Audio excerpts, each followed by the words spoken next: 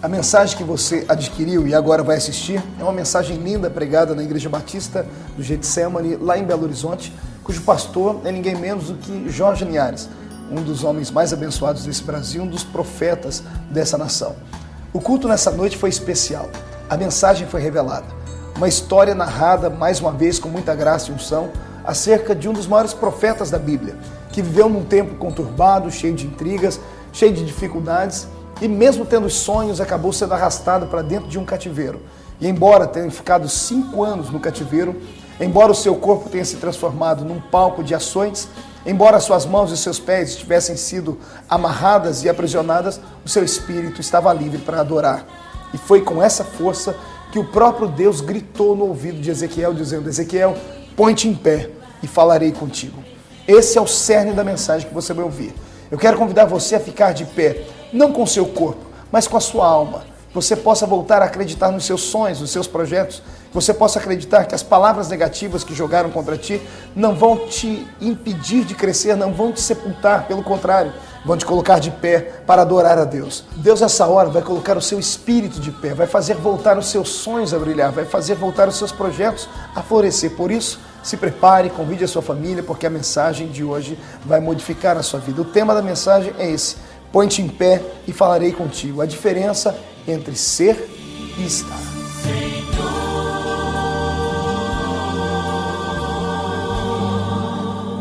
Abra sua Bíblia comigo no livro do profeta Ezequiel.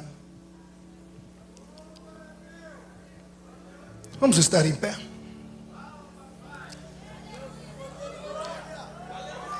Ezequiel, capítulo de número 2.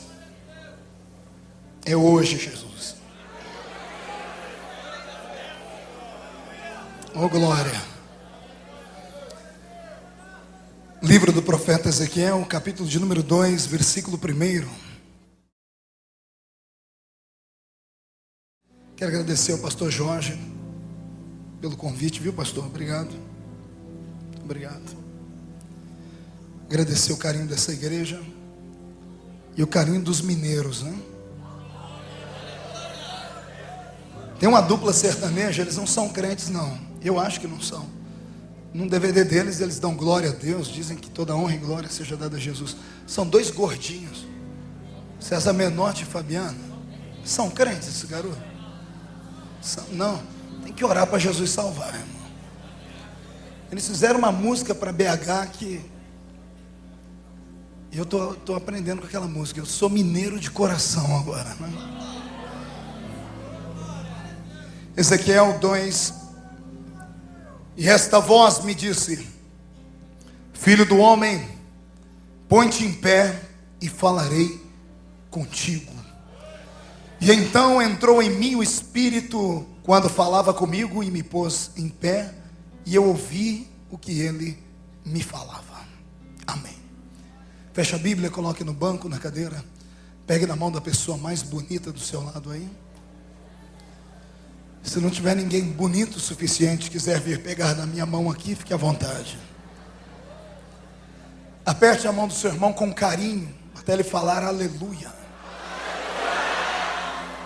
Pentecostal que não faz barulho está com defeito de fabricação.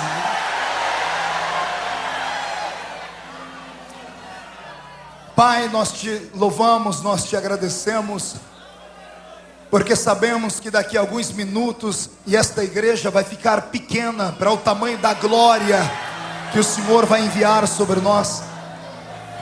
Até porque, Pai, estamos aqui em uma festa.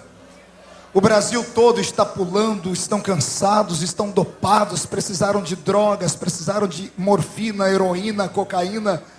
E nós, Senhor, só tomamos um chazinho hoje, um chazinho da raiz de Jessé. Estamos de pé, vamos te adorar, Senhor. Queremos que o nosso louvor atravesse o teto, rompa o céu atmosférico, atravesse o céu cósmico, chegue do céu e mar acessível da sua glória.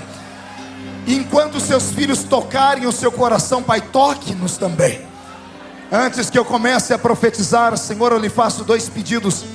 O primeiro é que o Senhor cerque esta igreja, e num raio de 5 quilômetros, onde houver um demônio alojado, eu dou a esses demônios segundos para desaparecerem daqui.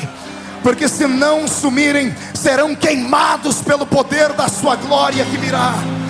O segundo pedido a Deus é um pedido de atrevimento.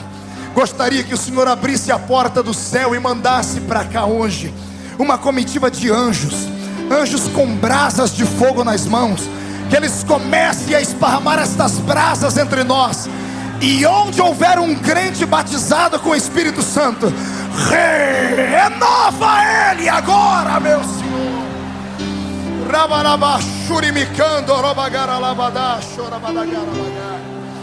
Fala conosco, em nome de Jesus. Amém, amém e amém. Os que podem, tomem o seu assento, glorificando.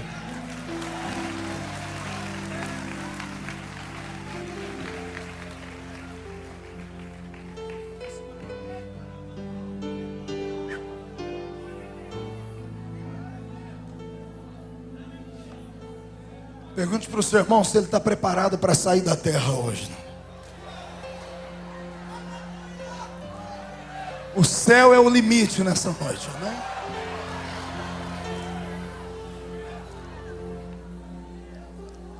Completo hoje, nesses últimos dias, desde quinta-feira para cá, esse é o 13º culto que eu estou pregando.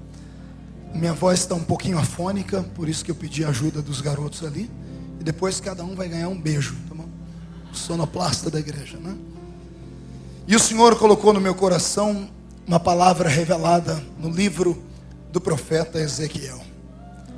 Permita-me primeiro lhe falar um pouquinho da vida desse grande homem, que nem sempre foi tão grande, que teve uma história parecida com a minha e com a sua, cheio de sonhos, cheio de visões, e de repente todos os sonhos e as visões foram interrompidas pelas circunstâncias, interrompidas pelos pecados dos seus pais, dos seus avós. E depois de ter passado um longo tempo no cativeiro, aprisionado com os seus pés e as suas mãos, conseguiu ser diferente de todos os demais cativos, porque ele conseguiu enxergar Deus no meio da tempestade. Esse texto bíblico, ele é muito lindo, porque ele é carregado de palavras que nós precisamos de uma interpretação muito forte.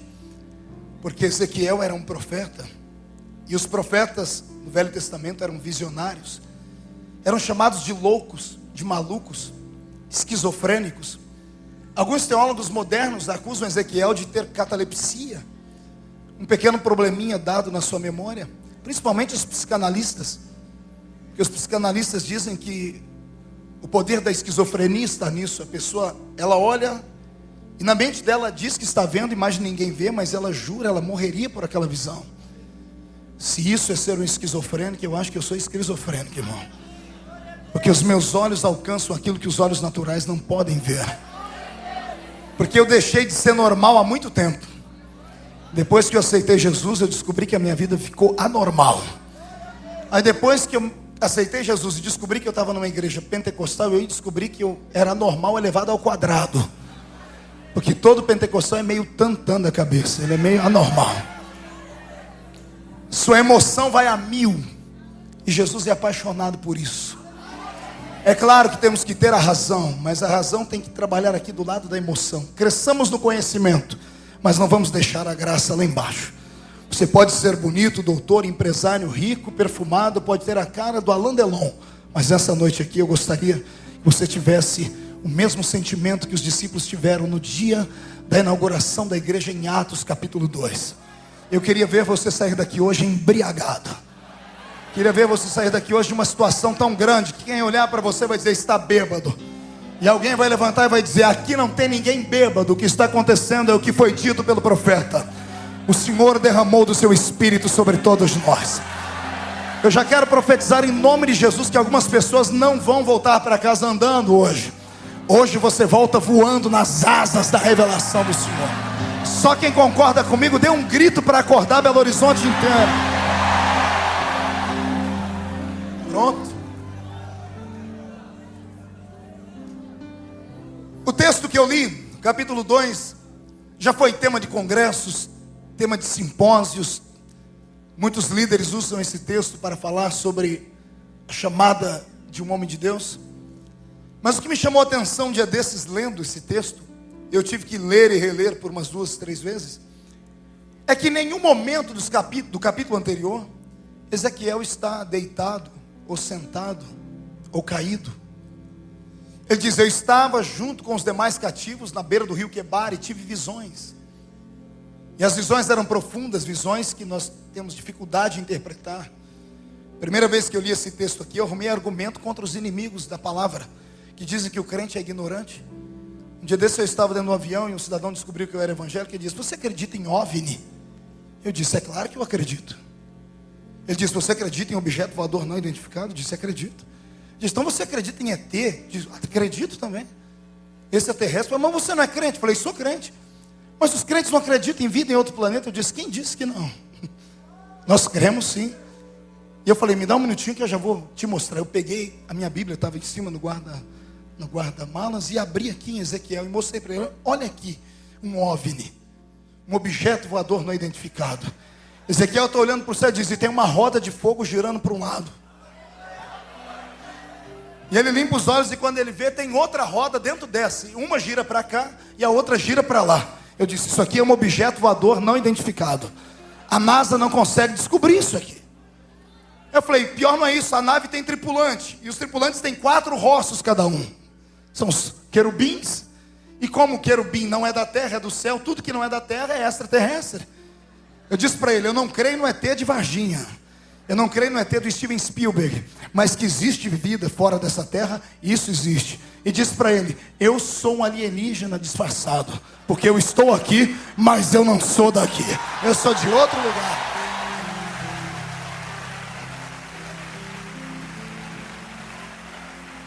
Então, quando falarem para você: ô crente, você não é desse mundo mesmo, né? Diz: é claro que não, por isso que eu pulo, grito, planto bananeira, caço confusão com o diabo, sou atrevido e ninguém tem nada a ver com isso. Os meus pés estão colados nessa terra, mas a minha face contempla a soberania daquele que fez os céus e a terra.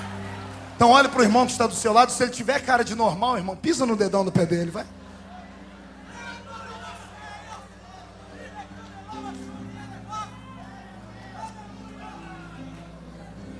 O que me chamou a atenção foi isso. Ezequiel não está sentado, pastor Jorge. Ezequiel não está deitado, Ezequiel não está caído. Mas depois que ele tem a visão, o Senhor diz para ele: Ezequiel, põe-te em pé e falarei contigo.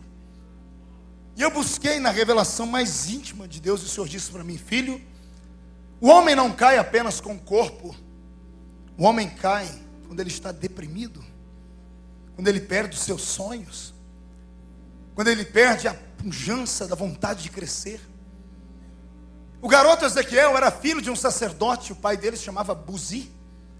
Pense em você ser um hebreu, saber que na sua infância o seu pai contava para você histórias de heróis não imaginários, mas de heróis verdadeiros.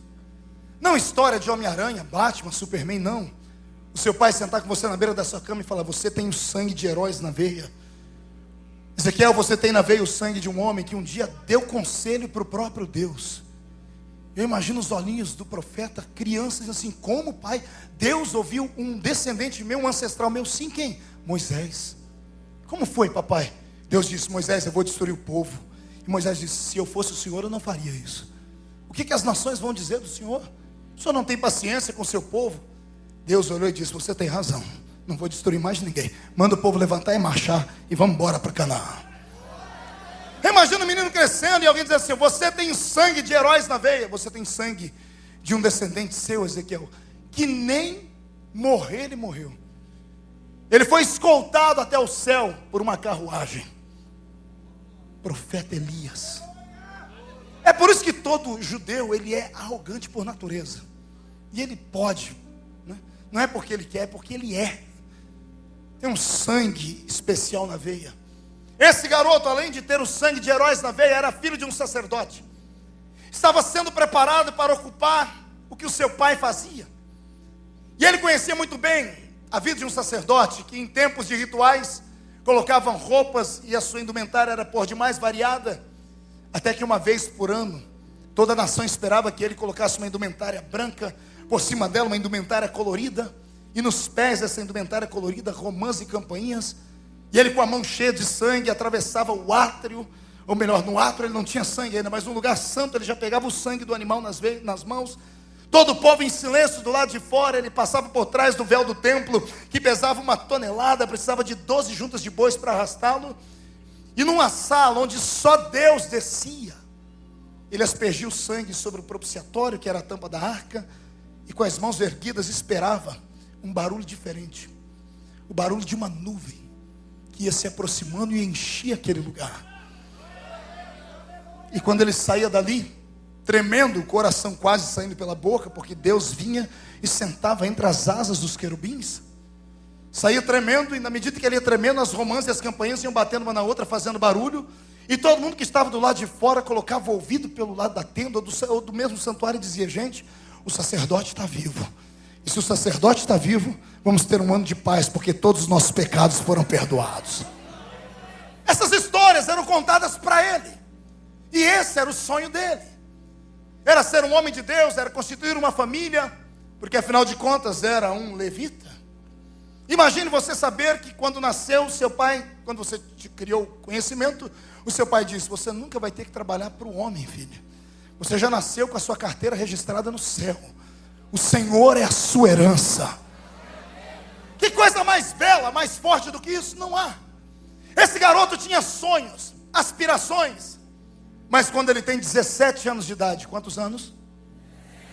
Vem o peso da mão de Deus sobre a sua nação. Por causa dos erros dos pais, por causa da idolatria, o Senhor permite que Israel seja afrontado por Babilônia. E o garoto Ezequiel está agora, não com a sua mão preparada para receber o sangue de um animal e entrar na presença de Deus, mas ele recebe grilhões nas suas mãos. Grilhões nas mãos e nos pés. É arrastado pelo meio do deserto até Babilônia, e cada vez que ele dá um passo à frente, ele olha atrás e vê a sua cidade, Jerusalém, sendo destruída e comida pelo fogo. Ninguém perguntou a esse rapaz se ele concordava com aquilo. Ele não havia cometido os pecados dos pais, mas ele trouxe sobre si o jugo deles. E ele está agora dentro de Babilônia, com 17 anos de idade. Ele recebe um presente, uma cana que era posta sobre os seus ombros. Na cavidade de cá um balde, na cavidade de cá um outro. Por 5 longos anos, ele fez o trabalho de um jumento, pegando água em um balde e argila no outro, na beira do rio Quebar. Ia até as olarias que havia em Babilônia, e misturavam a água com barro, com capim, coziam, faziam tijolos, e assim Babilônia ficou conhecida pela sua arquitetura no mundo antigo. Tinha a mão desse garoto lá. Com 17 anos os seus sonhos foram roubados.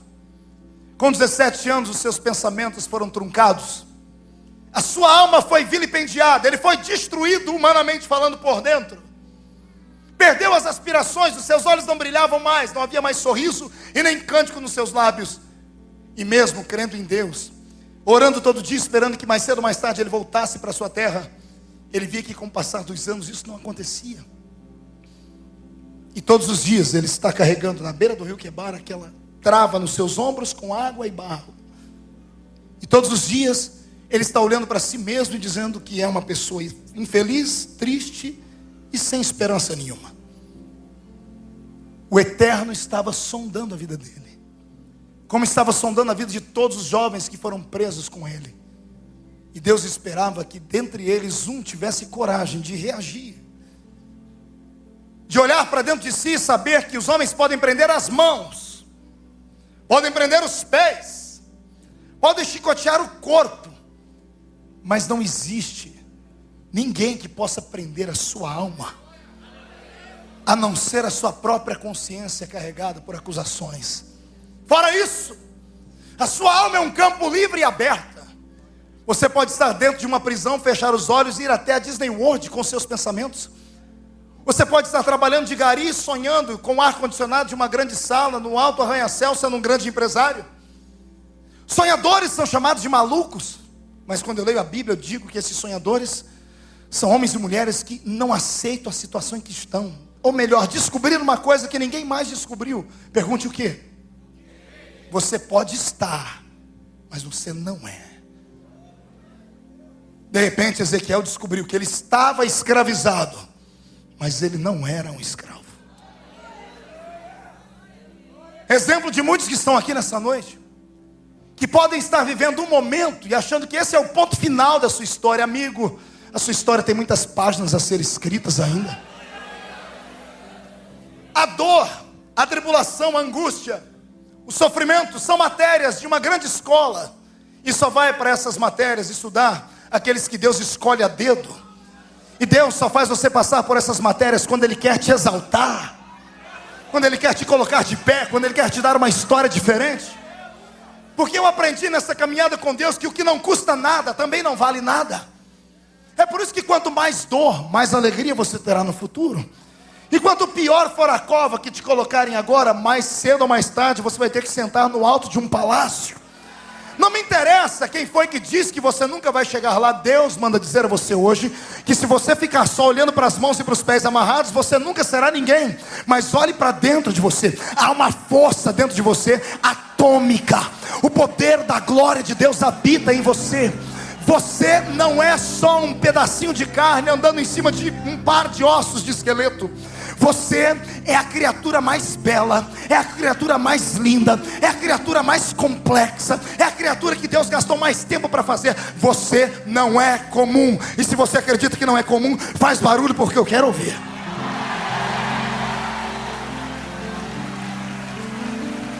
Aleluia. Pastor Jorge, depois o senhor me corrija se eu estiver errado. O senhor é meu mestre. Esses dias estudando a Bíblia, eu descobri que Deus, Ele criou 3 categorias de seres. 3. Parece que eu vejo Deus dentro de um laboratório eterno, na antiguidade da eternidade. Deus, um ser altamente sábio e que não gosta de ficar parado. De repente Ele olha para si, se vê sozinho no seu grande universo e resolve criar para si criaturas especiais. E essas criaturas Ele cria lá em cima. E como Ele criou em uma outra dimensão, Ele usou toda a matéria que havia naquela dimensão. Energia, poder cósmico, unção metafísica, espírito, dê o nome que você quiser. E Ele criou seres poderosíssimos, que são os anjos. E Ele ficou feliz com isso. Até que um deles caiu. Quando um deles caiu, o Senhor deixou essas criaturas lá e veio a este mundo. E criou este mundo agora a partir de átomos, moléculas que se transformaram em matéria física. E Deus agora entrou no laboratório de novo e diz: vou criar outro tipo de ser. O primeiro Ele fez lá em cima, com tudo que tinha lá em cima. Por isso, todo ser espiritual é um ser inteligente. Aí Deus veio criar outro ser. Ele veio à terra e usou toda a matéria da terra. E criou um ser que não tem inteligência nenhuma. Criou um ser desprovido de inteligência, desprovido de espírito, porque é só a alma vivente. Os animais que existem aí que são irracionais. Deus está num laboratório. Ele criou seres poderosíssimos e eternos com a eternidade de lá. Veio aqui e criou seres que poderiam morrer a qualquer momento, porque a sua matéria era falível. E agora eu imagino Deus na eternidade sondando seus pensamentos e pensando: o que aconteceria se eu criasse um terceiro ser diferente? Ele para entre o céu e a terra, enfia a mão dentro do céu e pega tudo que Ele fez, tudo que Ele usou para criar os anjos: espírito, glória, unção, poder metafísico. Enfia uma mão na terra e pega barro perecível, argila, junta um em uma mão e outro em outra, e diz assim: se eu juntar os dois, o que é que vai dar? E Deus funde o que tem no céu com o que tem na terra. E resultado, você.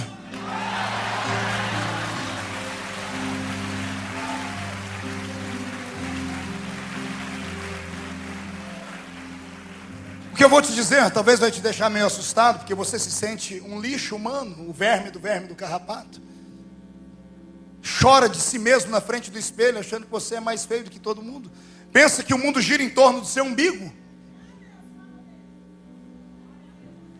Fala mesmo, Senhor.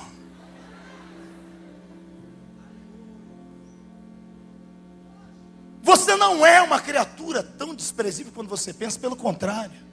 Você é a coroa da criação. Deus aperfeiçoou tudo que Ele havia feito em você.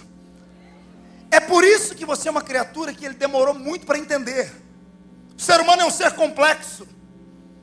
Mais complexo que os anjos e mais complexo do que os animais. Por isso que na primeira, a quinta dispensação, inocência, consciência, governo humano, patriarcal e lei, Deus tentou estabelecer um elo, uma aliança com o homem e não deu conta. Ele estabeleceu leis e o homem não conseguia respeitar, o homem não conseguia fazer, sabia que ia bater com a cara no muro, ia morrer e por isso mesmo ousou fazer. Ele tentou corrigir o homem, abrindo a terra, engolindo o homem vivo. Ele fez chover saraiva do céu. E quando ele olhou para esse ser humano, disse assim: olha, eu estou arrependido de criar essa raça. Me arrependo de ter feito. Porque é diferente dos anjos, porque o anjo ele deu uma palavra e o infeliz caiu. Os animais morrem aqui a qualquer momento. Não tem inteligência. Agora esse terceiro ser que Deus criou, esse é complexo demais. Também Deus poderia ter tido menos trabalho abrindo uma fábrica de fazer seres humanos e a gente nasceria em série, seríamos todos iguais, um monte de robozinho. Mas não, ele falou assim: não, eu vou fazer cada um de um jeito. Por que você acha que você é um indivíduo? Você é um indivíduo porque não há ninguém igual a você. Pode haver gente parecida com você, mas igual a você não há ninguém. Você tem uma impressão digital aqui, existem 7 bilhões de seres humanos no mundo, igual essa, não tem nenhuma. Você é um único. E se você veio a existir, foi porque ele olhou e disse assim: é você quem vai nascer. Você é o meu desafio. Você é o desafio de Deus. Você é a coisa mais preciosa que Ele fez. Vou te dizer uma coisa que você nunca ouviu. Por que os anjos não ficam andando aqui toda hora? Por que você não está vendo um anjo aqui dentro? Porque esse mundo não é deles. Eles não podem sobreviver aqui. Porque a essência deles está lá em cima. Eles vêm aqui para trazer recados, para fazer isso ou aquilo, mas voltam para lá. Eu estava na feira, na Expo Cristã, pastor Jorge, chegou um indivíduo perto de mim, com uma carteirinha aqui de credencial, intelectual, com óculos, e começou a puxar a conversa comigo, uma conversa interessante. Eu falei: esse homem é inteligente. No meio da conversa ele se entregou e disse: pastor, o senhor acha que os animais serão arrebatados? Eu falei: só animal da sua qualidade. Jumento. É claro que não. Por quê? Porque toda a matéria deles é daqui. Você nunca perguntou por que você come a carne do boi e não sente arrependimento? Você não come a carne do boi falando: tadinho do boi bandido, tadinho da vaquinha mimosa, o porquinho rabicó, o franguinho cocó. Porque são almas viventes. Diferente de um ser humano que assassina o outro. A mente dele ferve para sempre. É o sangue de Abel gritando no ouvido de Caim. Porque ele matou uma criatura diferente. Anjo não pode ficar vindo aqui toda hora. Só vem aqui quando Deus manda, porque essa terra não é deles. Animais não podem ir para lá, porque são feitos só com coisas daqui. Você está do lado do único ser que pode ver tanto aqui quanto lá.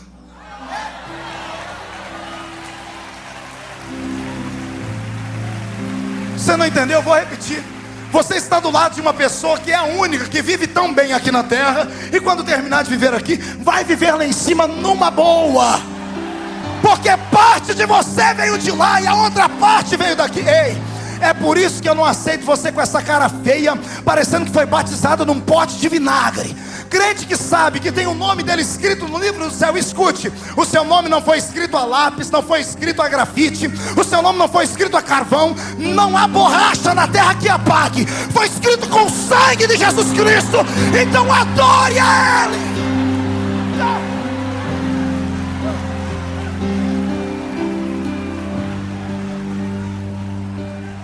Levante a mão direita para cima, lá vai as minhas loucuras, coloque no ombro direito do seu irmão. Diga para ele: ó, é o pastor que está mandando, é melhor respeitar, porque todo baixinho é invocado. Agarra o ombro do seu irmão com carinho e respeito, chacoalha ele até ele ficar irritado, irrita ele. Diga: você está entendendo o que Deus está falando? Deus quer que você fique de pé, e não é com o corpo físico, é com a sua alma, é com o seu espírito. Não tem para Satanás em 2007. Esse é o ano da sua vitória, é o ano da sua alegria, é o ano da plenitude do Senhor.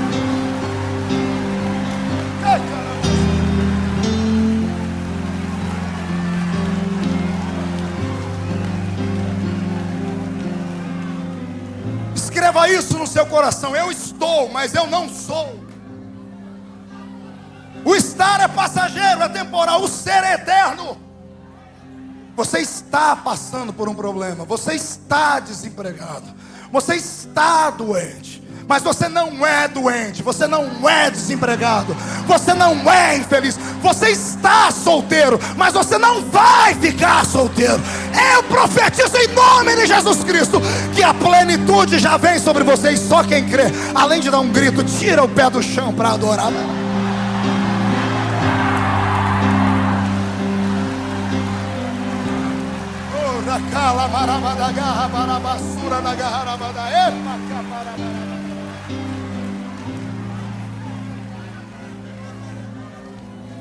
Sabe o que Deus está querendo aqui hoje?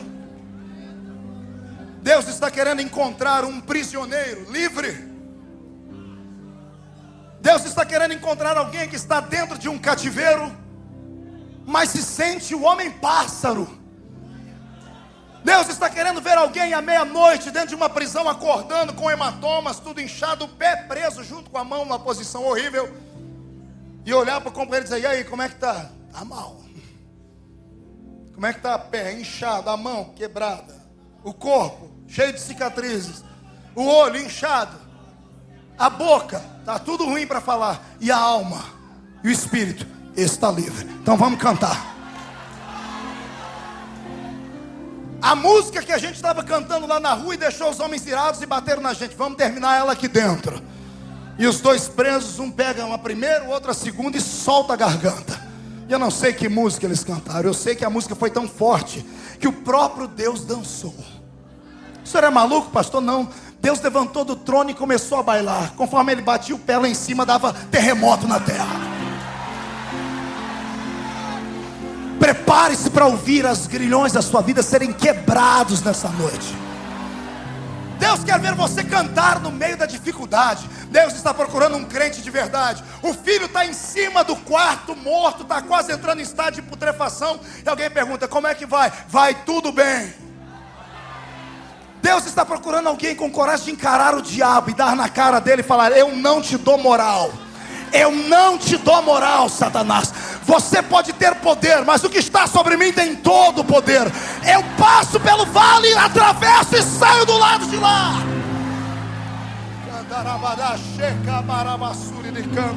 Eita. Meu Jesus do céu. Já tem crente ficando valente. Fique valente mesmo, irmão. Fique valente. Chega de ser o último da fila. Chega dessa história dos nossos filhos só serem engraxados. Chega dessa história dos nossos filhos só venderem picolé. Chega das nossas mulheres, quando atingem a idade de 40 anos, ficarem parecendo umas velhas jocosas. Chega! O melhor da terra é nosso. Você é imagem e semelhança de Deus. Está na hora de você pegar de volta o que te pertence.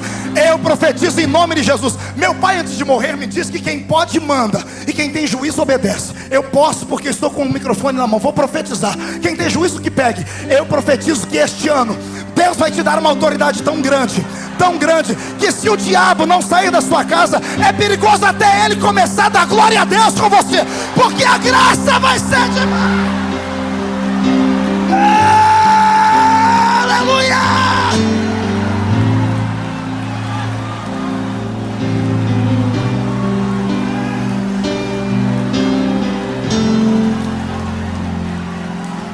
Já estou ouvindo barulho de grilhões quebrando, portas se abrindo, demônios estão urrando. Cai fora, Satanás! Estamos em guerra!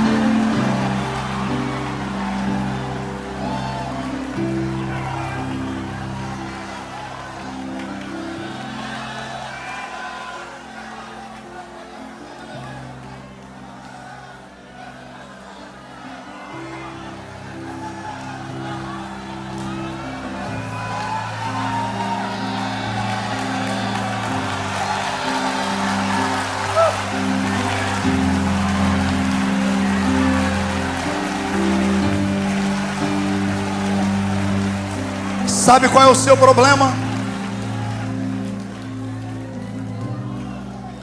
Seu problema se divide em duas partes. Primeiro, porque você é ignorante. Pastor Jorge, arruma 2 guarda-costas para me levar embora depois. Primeiro, você é ignorante. Ignorante é aquele que não tem conhecimento. Você tem um livro na mão que é uma arma calibre 66. 2 canos, Velho e Novo Testamento, 66 livros. Só que não sabe usar. Você tem uma metralhadora na sua mão, o inimigo está na sua frente, é só descarregar em cima dele, mas na hora de apertar você não sabe destravar.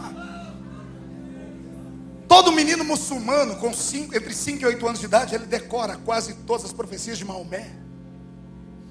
Qualquer pessoa que sai do catolicismo e se converte ao espiritismo, em menos de 2 meses, lê o livro inteiro do Evangelho segundo o Espiritismo. Qualquer crente que se desvie vai para o Testemunho de Jeová, o que ele não fez a vida inteira, em 3 meses ele decora tudo. Se eu perguntar aqui, quem já leu a Bíblia inteira uma vez, você vai se escandalizar. Pastor, a Bíblia eu não li, mas eu tenho a caixinha de promessa lá em casa. Ah, coisa ruim. Fica com essa macumbinha evangélica em casa. O próprio nome já diz, caixinha de promessa, só tem promessa boa lá. Não, pastor, a minha Bíblia fica aberta lá em casa, o Salmo 91. É a única página que está amarelada. Se você não conhecer o livro que está na sua mão, você nunca vai vencer o diabo. Porque ele é mestre em engodar, ele é mestre em enganar. Ele é mestre em fazer você se sentir um lixo. Ele é mestre em fazer você se sentir um rejeitado. A falta de conhecimento faz você ter uma lavagem cerebral religiosa em algumas igrejas, que você deixa de viver. E o diabo usa às vezes a prisão religiosa para te matar. Eu conheço um monte de gente assim. Acredite, você tem algumas pessoas aqui que são da mesma denominação que a minha. Eu sou assembleiano. Vieram para dar glória a Deus, mas quando viram o meu cabelinho aqui,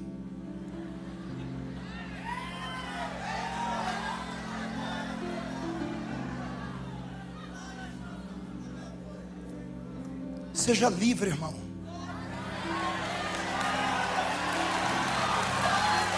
Seja livre. A nossa geração não pode parar onde os nossos pais pararam. A nossa geração tem que ter conhecimento e graça. Vamos mostrar para os homens que nós podemos ser poliglotas, que nós podemos ser médicos físicos, nós podemos ter inteligência e ainda assim ser do reteté de Jesus. Vamos mostrar para eles. Vamos, cresça. Há uma prisão na sua alma que não te deixa adorar a Cristo, também pudera. Garras de demônios estão sobre a sua mente. Palavras do passado ditas pela boca do pai ainda fazem efeito até hoje. Até hoje você não olha as pessoas de igual para igual, olha sempre para baixo. Você não é aquilo que aquela sua patroa endemoniada, filha do cão com a pomba gira, falou que você é, não. Você não deve andar pelas ruas da cidade sentindo um rejeitado só porque usa chinela havaiana e só tem 2 dentes na boca, o zagueiro e o atacante. Não. Você tem autoridade. Você tem autoridade. Eu estava pregando sábado, sexta, quinta-feira em Campo Grande. Um tumulto, o culto, não liberaram o som no meio da rua pra gente. Tinha 5.000 pessoas, sem som, sem luz. Aí um pastor de uma igreja lá cedeu o templo, fomos todo mundo para a igreja, até ajeitar todo mundo, era 11h30. Aí eu falei, vocês ficam? Pô, ficamos. Comecei a pregar 11h30, era 3 horas da manhã quando eu estava terminando. Aí terminando o culto, entrou um cidadão dentro da igreja, eu vi que ele entrou 1 hora antes. Short, boné na cabeça, parecia um mendigo, achei que era um mendigo. Terminou o culto, eu estava orando com os irmãos, tirando foto, ele falou, eu quero falar com aquele homem ali. Trouxeram ele no pé do púlpito. Irmão, tem aquele senhor ali que quer falar com o senhor. Eu já ia lá para atender, ele falou que ele é pai de santo. Eu voltei para trás. Falei, fale para ele que a hora que eu terminar de atender os santos, eu atendo ele. Cheguei perto dele, ele disse, eu sou pai não sei do que. Ele tirou daqui do pescoço dele uns 8 colar, um de cada cor e um colorido. Ele disse, eu estava meio perdido aqui na cidade, vim fazer um trabalho aqui, estou hospedado no hotel, mas não conseguia dormir, porque essa igreja só faz barulho aqui pertinho. Eu não gosto disso. Ele disse para mim, eu não gosto disso, mas quando eu vi, eu já estava sentado aqui dentro. Ele disse, eu passei a mão no primeiro colar, chamei o Exu, não sei o que. Ele disse, aí dentro eu não posso entrar não. Chamei o outro e disse, aí eu não posso entrar porque ele orou para cercar esse lugar aí com fogo. Aí eu não posso entrar. Ele olhou para mim e disse, que negócio é esse? O que você tem que os meus guias não podem? Que você disse, amigo, eu tenho o guia de todos os guias.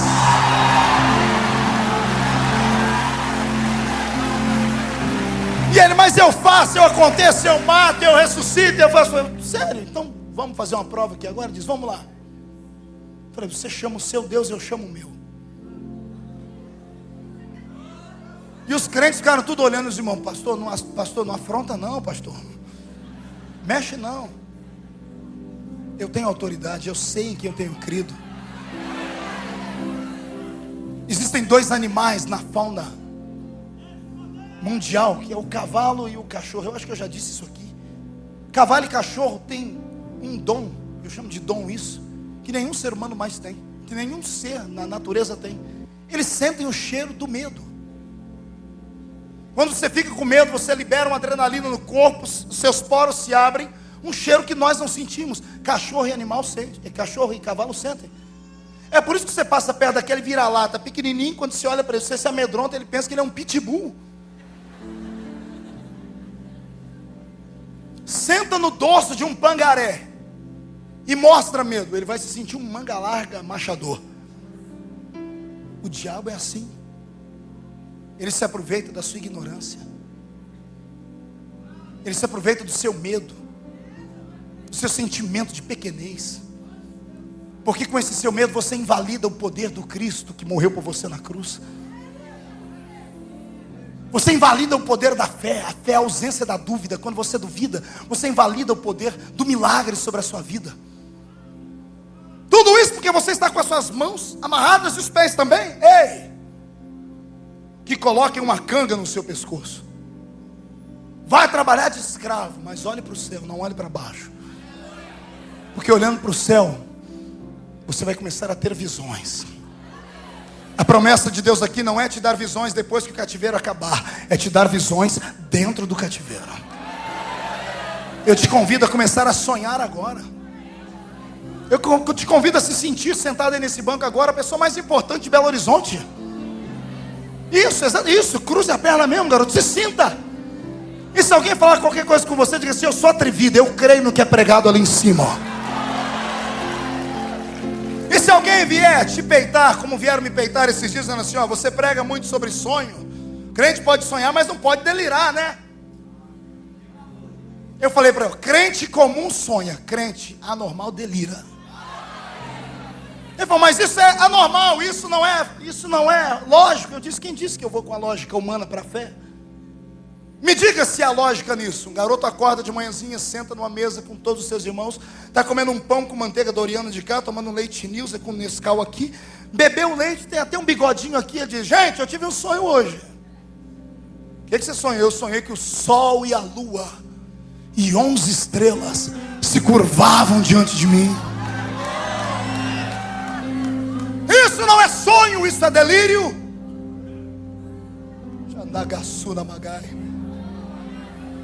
Delire. Aqui dentro você pode. Sonhe. Esses grilhões que te prendem são temporários. Lembre-se, quem abriu a chave do cativeiro foi Deus. Foi Deus quem pegou o seu povo e levou para lá, porque ninguém toca no povo dele. Quando ele quer que aconteça alguma coisa, é ele quem manda. Eu bato neles, são meus filhos, mas os meus filhos ninguém bate. Só bate neles quem eu mando. O diabo não pode tocar na sua vida. Se ele tocou, fique tranquilo, é porque Deus apostou com ele e o meu Deus não aposta para perder. É a aposta de Jó, toca nele. Pode tocar, deixa ele vivo só. Pastor, Deus é sádico? É claro que não. Deus só queria abençoar mais Jó. Jó, quanto foi que o diabo te tomou? 1. Então pega 2 de presente para você agora. A proposta do Senhor é te dar o dobro. Mas para isso você tem que acreditar. Você acredita? Você crê?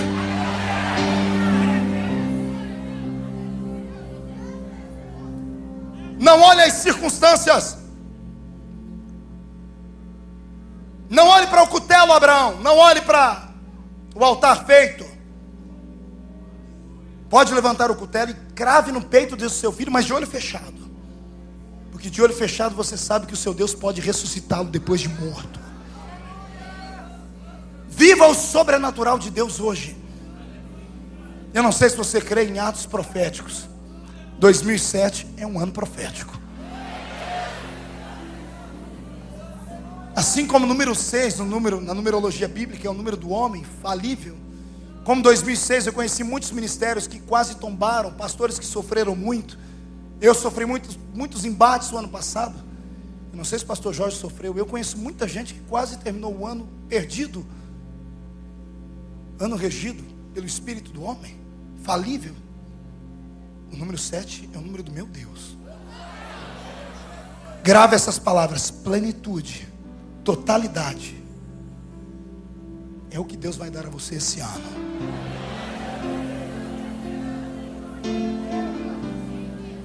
Mas o meu Deus só te dará isso se você parar de olhar para o chão. Só olha para o chão, homem que não tem a presença do Espírito Santo. Porque o símbolo do homem sem Deus é um porco. Porque porco não tem articulação no pescoço. Você nunca vai ver um porco olhar para cima. Só olha para baixo. Agora o homem que tem o Espírito de Deus na vida, o símbolo dele é uma águia. Se prepare, porque Deus vai colocar asas nas suas costas. Não tem para ninguém esse ano. Você vai começar a profetizar dentro do seu cativeiro. O Senhor vai começar a te dar visões dentro do cativeiro. O Senhor vai colocar o seu espírito de pé no meio da tempestade. O Senhor vai te levantar como um ícone no meio da sua geração. O Senhor vai te levantar como a esperança da sua família. O Senhor vai te levantar para mostrar aos médicos e às coisas naturais que ainda há Deus na igreja. Ainda há unção e autoridade sobre nós.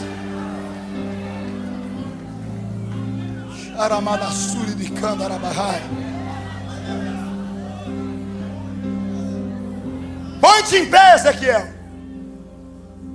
Arriba o seu espírito. Deixa o Senhor hoje tratar a sua ferida. Trate-se. Libere perdão para quem tiver que liberar.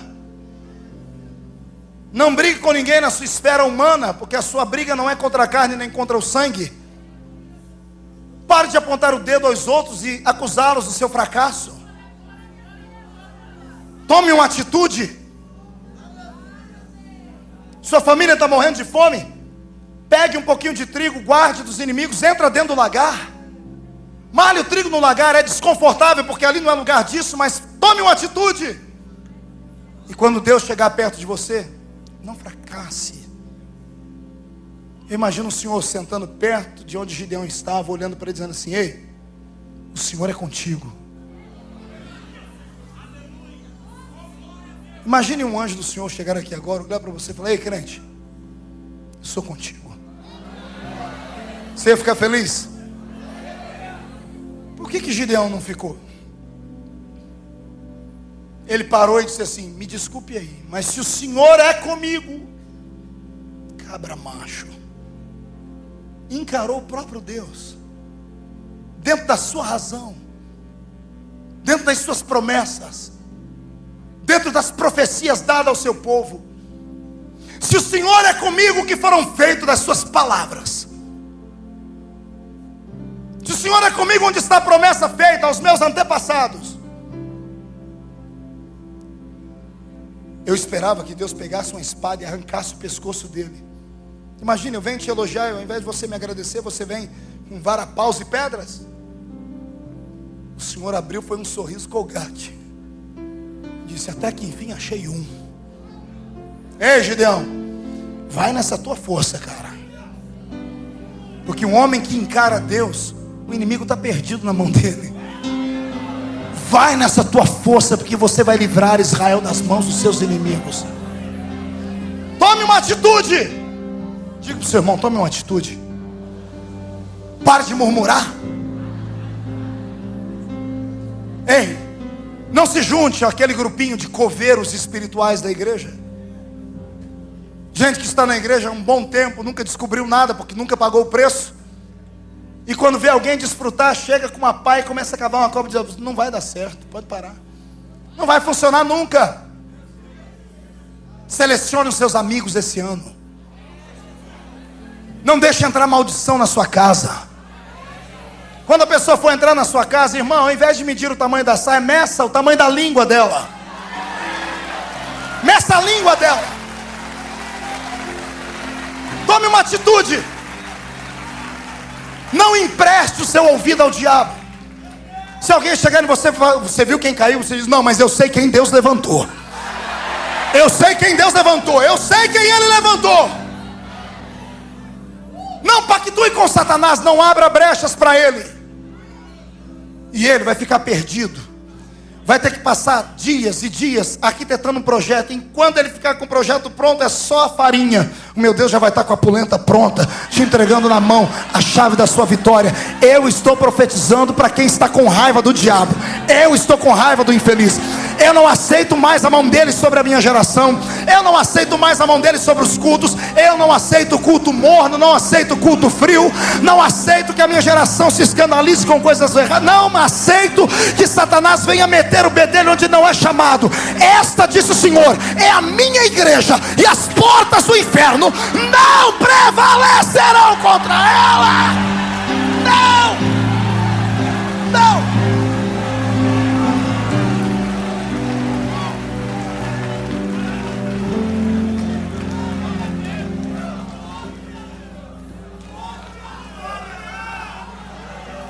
Ei, chefe da família. Ei, pai de filhos, esposo de uma mulher. Levante o altar da sua casa. Não afrouxe. Não deixe o diabo usar a sua família como fonte de acusação para você perder no ministério que Deus falou que ia te dar. Tome a rédea.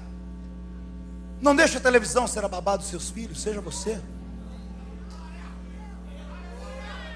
Determine coisas na sua casa hoje. Use a sua palavra boca de crente. Na unção é o eco da boca de Deus na terra. A gente prega que palavras têm poder. Não são todas.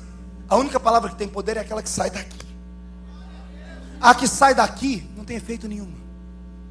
Não tenha medo de mandingas, de coisas que vão jogar contra você. Ria disso. Não mude de rua quando passar perto de um terreiro de macumba. Faça questão de passar lá perto. Pare na frente. Mostre o muque para Satanás. Fala para ele, cai dentro. Enquanto você não mostrar ao inimigo que você sabe a autoridade que você tem, você vai ser capacho. Vai andar com um chapéu sombreiro mexicano na cabeça, fazendo sombra, e andando a vida inteira assim. Pegue os medos que você tem, as angústias, as certezas, transforme num tapete. Limpe o pé em cima. Pise em cima. Não deixe o estado momentâneo tirar de você a unção que Deus tem. Você é Ezequiel, você é filho de profeta. Você foi consagrado. Você pode estar aprisionado. Se não tem um lugar para você ser meu sacerdote, Ezequiel, você vai ser o meu profeta. Mas a unção está sobre ti, ponto final.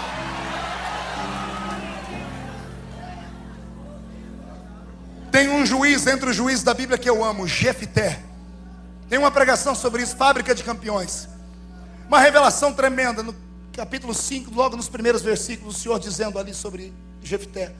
E era Jefté o gileadita, filho de uma prostituta, porém um homem honrado. Mas a Bíblia termina o versículo dizendo, porém era filho de Gileade, porque Gileade gerara Jefté. Todos nós, quando estamos doentes, buscamos o bálsamo de onde? O óleo é símbolo do quê? Espírito Santo, unção. Quando se ia consagrar alguém, derramava óleo. Podem até falar que você é filho de uma prostituta, mas antes vão ter que dizer, você é filho da unção. E depois, porém, foi filho de uma prostituta, mas a unção gerou ele. E ponto final. Não estou nem aí com Satanás, com as acusações dele, com os demônios dele. Eu não estou nem aí com gente pequena. Aprenda uma coisa, aquele velho ditado, só dê atenção quando a crítica vier de cima de você.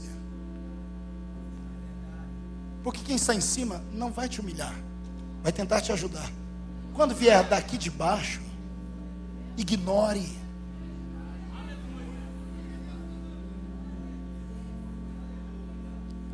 Se você entendesse o que eu estou entendendo aqui, o Senhor está abrindo um caminho para você passar, Managachu.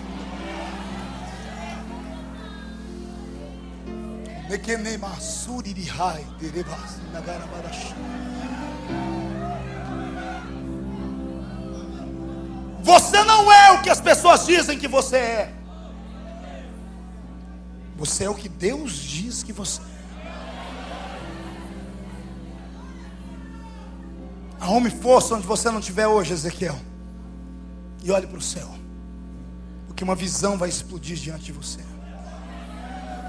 E às vezes na nossa vida, tudo que nós precisamos, pastor Jorge, é só uma visão. Não precisa duas nem três. Uma visão. Mas acreditar nela, ainda que te chamem de louco, ainda que te chamem de esquizofrênico e digam que você tem catalepsia, como falam de Ezequiel, ainda que você perca tudo por causa desta visão. Porque no capítulo 29 do livro de Ezequiel, ele diz assim: até o deleite da minha alma me foi tirado, que era a esposa que ele contraiu depois no seu casamento. Nem ela acreditou nas visões que ele tinha, mas ele continuou crendo no seu Deus. E lá pelo capítulo 47, ele está velhinho, cansado, machucado, mas foi fiel nas palavras proféticas. O próprio Deus desceu e veio falar com ele cara a cara: Ezequiel, chega de andar por terra seca, eu vou te levar para dentro do meu rio agora. Vem para o rio, Ezequiel. O rio que você tirou água para alimentar a Babilônia vai se transformar no rio do avivamento da sua história. Uma visão, diga para o seu irmão, uma visão. Não é muito, diga para ele, uma visão. Tenha uma visão. Aí está a diferença entre o sucesso e o fracasso. Atitude. Atitude. Coragem. Força.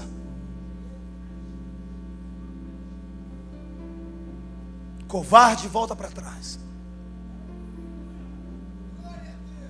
Covarde, saia da nossa frente. Porque esse ano ou vai acontecer um milagre, ou vai acontecer um milagre.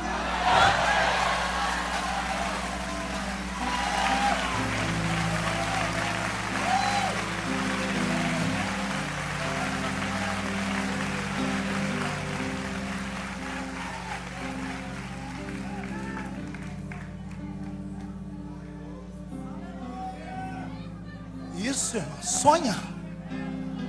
Sonha acordado. Tenha visões. O poder das visões vão quebrar os grilhões que te prendem. O que é que você pode enxergar hoje para a sua vida? Incline a cabeça. Tente ver alguma coisa melhor do que isso de hoje.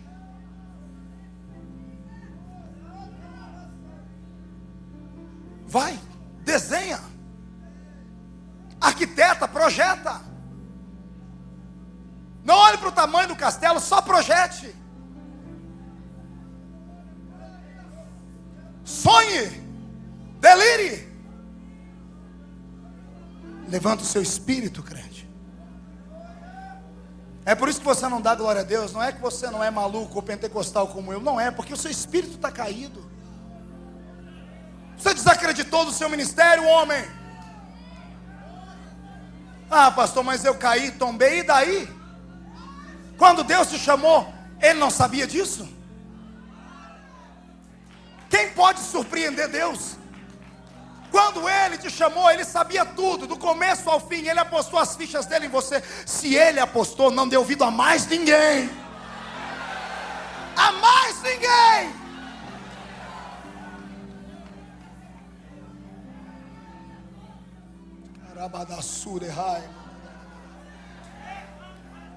Estou sentindo um cheiro de fogo agora. Está vindo uma onda de glória sobre essa igreja. E eu não estou falando isso como jargão de crente pentecostal, nada disso. Eu estou sentindo, meu corpo está trêmulo. Há uma glória de Deus vindo sobre a sua vida, que vai te fazer evoluir nessa noite. A partir de hoje, ninguém mais vai te conhecer. Você não vai se conhecer mais. A audácia, a coragem que virá sobre ti vai te fazer crescer. Eu profetizo em nome de Jesus, amanhã, depois de terminar o carnaval, faz aquele investimento que você queria fazer. Acredite, nem que seja para abrir uma lojinha de pão de queijo. Acredite, onde você colocar a sua mão, Deus colocará a mão dele. Você não foi chamado para derrota.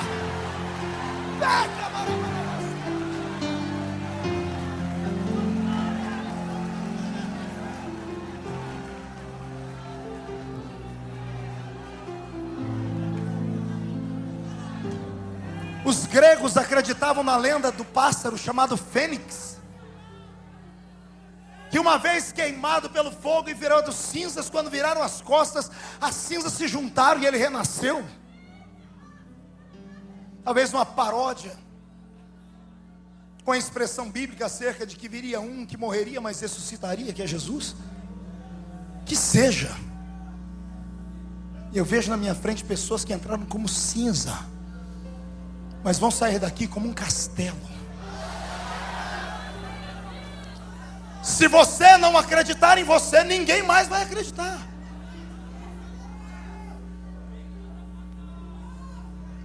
São poucos os que se alegram com a sua alegria. Arrumar gente para chorar com quem chora é fácil. Você vê uma criança aleijada na rua, você quer dar uma moedinha para ela e chora, poxa, o coração aperta. Chorar com quem está chorando é fácil. Você acha que alguém vai querer sorrir com você quando você chegar e dizer assim: olha, Deus me deu um sonho, uma visão,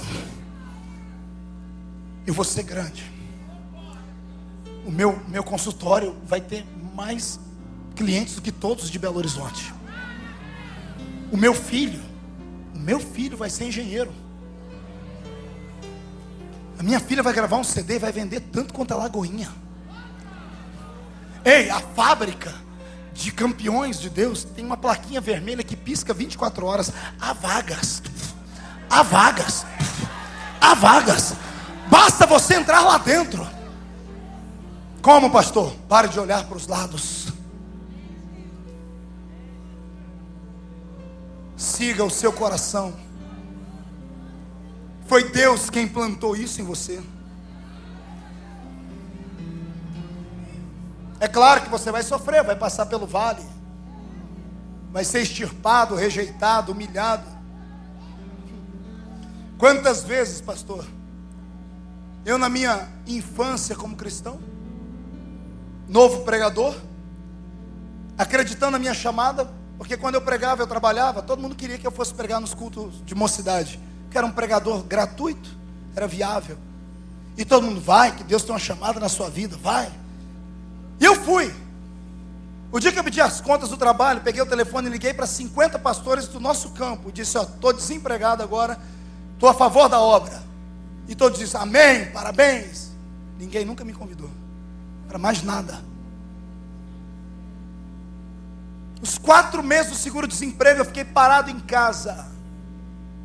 O meu pastor que me incentivava tirou as mãos e começou a dizer para os irmãos: ó, é vagabundo, quer viver das custas do sogro dele. E tudo por causa de uma visão. Quantas vezes eu não peguei a minha brasilinha? Ô treva, glória, porque não era tua. Pense num carro. É o carro que o anticristo vai deixar aqui na grande tribulação para os desviados que ficar. Pode ser. Tinha um apelido, pastor Jorge, era Brasilinha Ungida. Onde eu parava ficava uma poça de óleo no chão. Ela tinha tanta massa plástica na lataria dela que se tirasse a massa plástica fazia outra Brasília do lado. Ganhei um rapaz para Jesus, o Vanderlei, ex-drogado. Falei: Vanderlei, Jesus vai te enriquecer, vai te abençoar, vai te dar presente. Pô, ele me deu um presente. Ele falou: o quê? Vai lá em casa que eu te mostro. E ele todo elétrico ainda, com o nariz ainda escorrendo, porque a cartilagem carcomida. Ele, pô, cara, eu vim aqui, o que foi que Jesus te deu? Eu falei, aqui. Ele, o quê? Aqui. O quê? Aqui. O quê? Aqui, esse carro. Ele falou, isso não é carro, isso é condução. Ele olhou o carro e disse, quem que te deu? Eu falei, Jesus. Ele falou, o que ele tinha contra você, rapaz?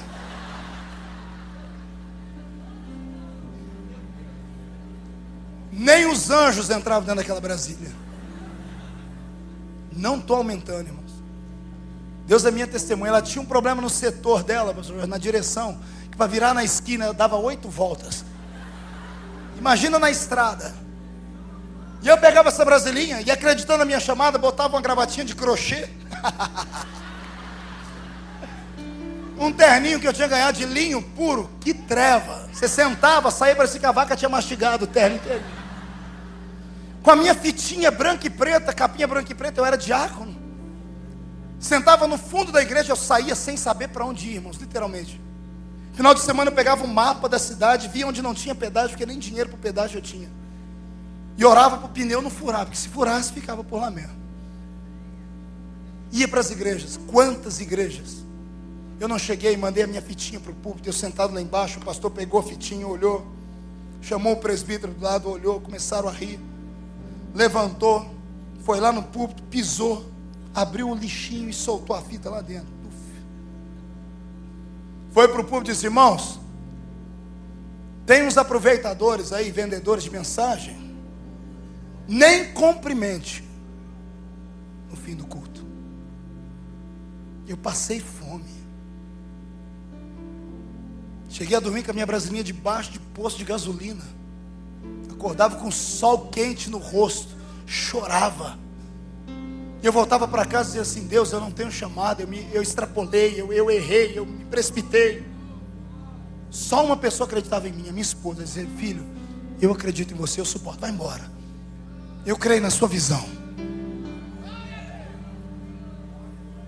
E não precisou muito, bastou um dia, um culto mudou a minha vida. Um culto. Cheguei em Campinas, Assembleia de Deus, num bairro, jejuei 3 dias também. Foi a primeira oportunidade que apareceu de um convite. Um pastor ficou com pena de mim, me convidou. Cheguei no culto.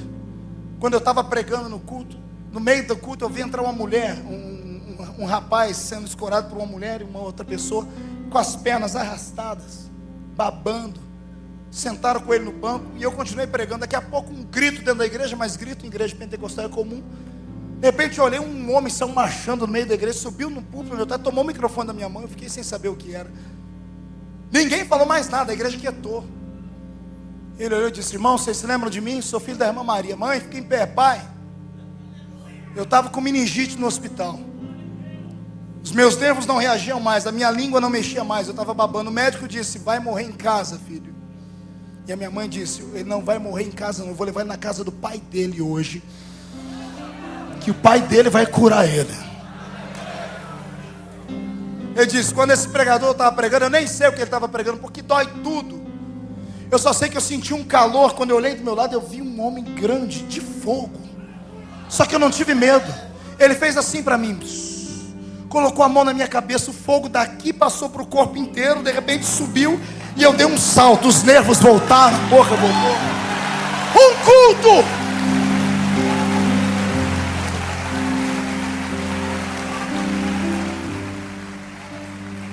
Uma visão. Eu estava aprisionado, mas não era preso. Eu estava sem convite, mas a minha agenda era de Deus. Deus ia fazer ela. Nunca mais fiquei sem convite. Hoje eu recebo 500 convites por dia. 500 convites por dia. Estou falando, não é para me orgulhar, não é para passar água na sua boca, para deixar você com desejo. Porque se Deus deu a mim, imagina que Ele vai dar a você, querido. Uma visão, e o Senhor te porá de pé. Quem acredita nisso, diga, eu creio, pastor. Fecha os olhos, põe a mão direita no peito, coração. Pai, aí está a máquina que produz emoções. Transforma as emoções de tristeza, de angústia, de depressão,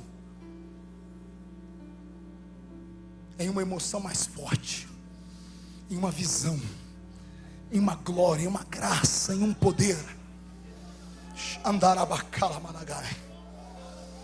Pai, põe o espírito dos seus filhos de pé, porque depois desse culto ninguém mais vai segurá-los. Só quem acredita dá um grito de glória e fica de pé.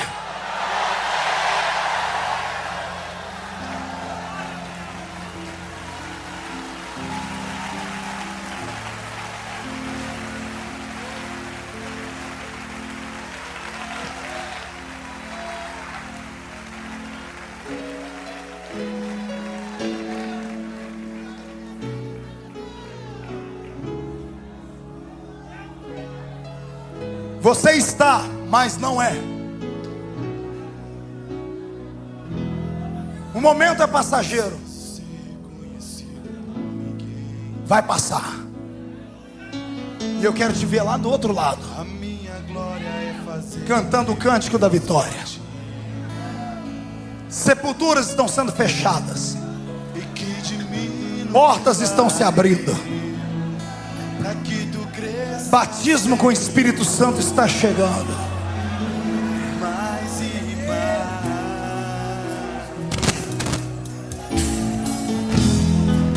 E como serafins que cobrem o rosto ante a ti. Vai! Esconda o rosto para que vejam tua face em mim.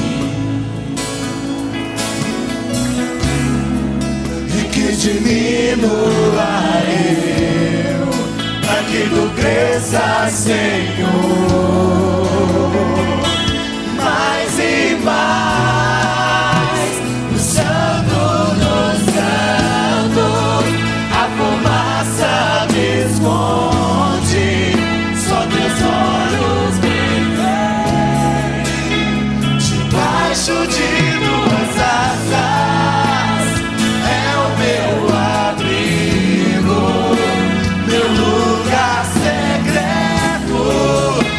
Tua graça me basta, tua presença. No santo do santo, santo dos santos, a fumaça me esconde, só teus olhos me veem. Debaixo de tuas asas é o meu abrigo, meu lugar secreto, só tua graça me basta, tua presença, meu prazer. Feche seus olhos. Eu vou fazer um convite aqui à frente, porque a visão começa no altar. Eu quero saber onde estão os homens e mulheres que estão vivendo um momento difícil, mas que acreditam que esse momento vai passar. Que estão, mas não são. Saia do seu lugar, vem aqui perto de mim.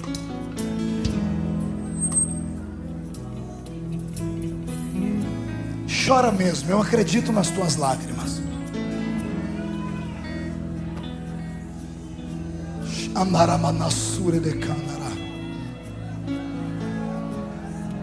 Eu não preciso ser reconhecido por ninguém. A minha glória é fazer com que conheçam a ti, e que diminua eu. Você que está em cima, incline a cabeça. Já não cabe mais ninguém aqui embaixo. Só incline a cabeça. E como serafins descobre o rosto ante a ti,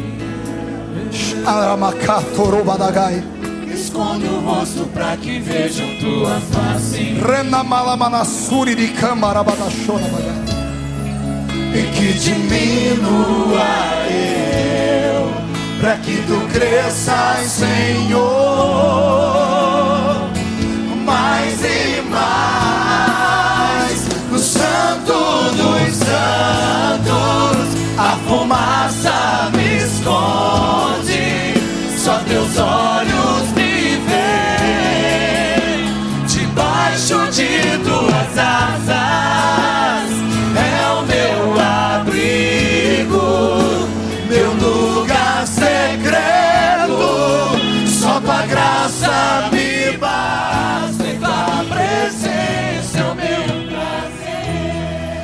Pegue na mão do seu irmão, feche os olhos.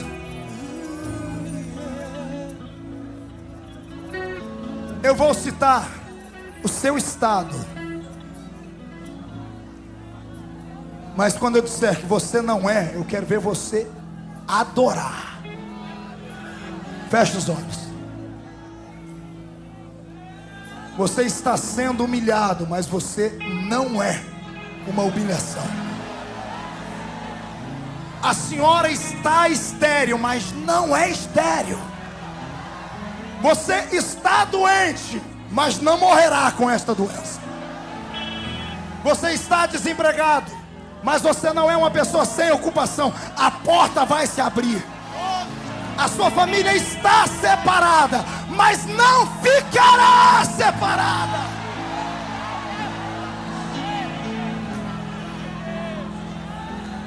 Você está sem ministério, mas a chamada permanece dentro de você.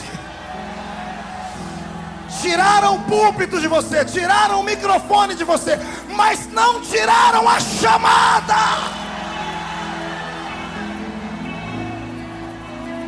Pai, onde houver um homem e uma mulher que o Senhor está colocando de pé nesta noite, derrama sobre eles agora brasas de fogo.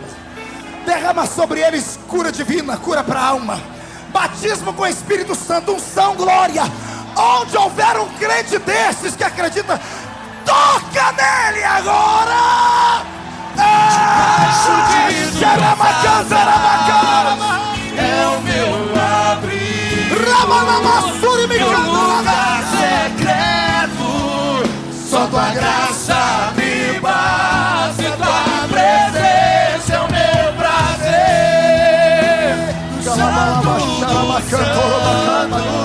A fumaça. Recebe agora. Recebe em nome de Jesus. Recebe a cura. Recebe o poder. Recebe a saúde. Recebe a autoridade. Recebe a porta aberta. Recebe a prosperidade. Recebe. Meu lugar secreto. Só tua graça me basta. Tua presença é o meu prazer. Os que estão de joelho, fiquem de pé. Assim diz o Senhor: põe-te em pé e falarei contigo. Levante as duas mãos para cima, chacoalhe elas, traga elas aqui. Faça assim. Olhe para o seu irmão e diga: eu estou assim, mas eu não sou assim. Diga: eu sou assim.